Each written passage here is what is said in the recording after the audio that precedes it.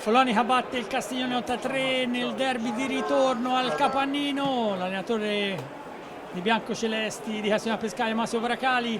La partita è cambiata con un power play perché il Castiglione si era rifatto sotto sul 3-2, poi alla fine in un minuto e mezzo, nemmeno 3 gol segnati dal Follonica hanno spaccato in due la gara. Sì, purtroppo è andata proprio così. Siamo arrivati tanto in porta, abbiamo fatto secondo me una bella partita, tolto quei 2 minuti di follia. Per il resto abbiamo giocato alla pari con una squadra comunque nettamente sulla carta migliore di noi, non avevamo tante assenze, abbiamo fatto settimana diciamo impegnativa a livello di allenamenti, con tante defezioni, siamo andati in 6, quindi sono contento dei ragazzi perché comunque ci hanno messo tutto quello che potevano. Chiaramente siamo qua a commentare una sconfitta, quindi c'è poco da essere contenti. Però diciamo salviamo la prestazione tranne quei 2 minuti, ti ripeto, di follia in 3, che però ci possono anche stare, una pista come il Capannino è sempre difficile.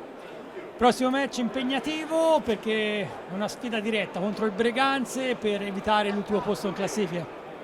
Sì, veniamo a Casamora che abbiamo solo un risultato a disposizione che è quello di vincere, per riportarci un pochino sotto a quelle che ci stanno davanti e andare play-out un attimino di speranza per la salvezza.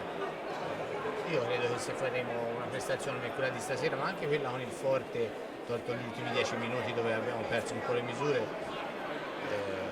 abbiamo tutte le possibilità per vincere, insomma.